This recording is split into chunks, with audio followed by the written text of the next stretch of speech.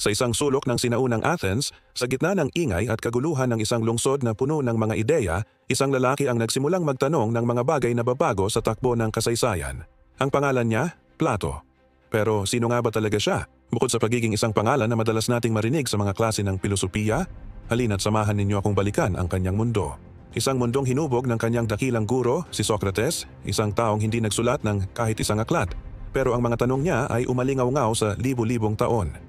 Nasaksihan ni Plato ang paglilitis at kamatayan ng kanyang guro, isang pangyayaring nag-iwan ng malalim na marka sa kanyang isipan at nagtulak sa kanya na hanapin ang tunay na kahulugan ng hustisya at katotohanan.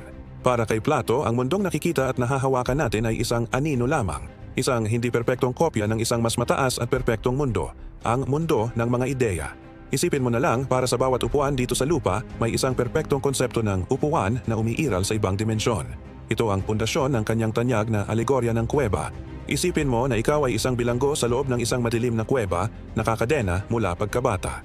Ang tanging nakikita mo ay mga anino sa pader na nililikha ng apoy sa iyong likuran.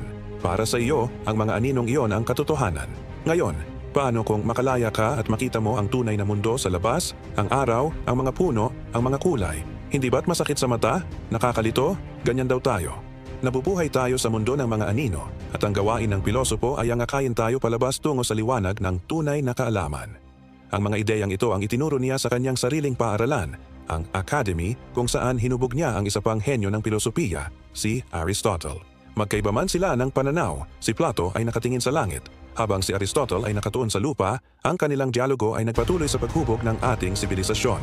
Mula sa konsepto ng perpektong estado sa kanyang librong The Republic hanggang sa kanyang mga pagninilay sa kalikasan ng pag-ibig, kabutihan at immortalidad ng kaluluwa, ang mga turo ni Plato ay hindi lamang mga lumang teksto.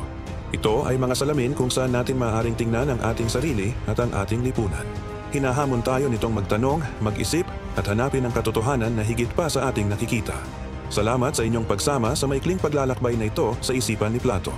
Kung nagustuhan ninyo ang ganitong uri ng nilalaman, huwag kalimutang mag-like, mag-share at mag-subscribe para sa mas marami pang kwentong humuhubog sa ating mundo. Hanggang sa muli.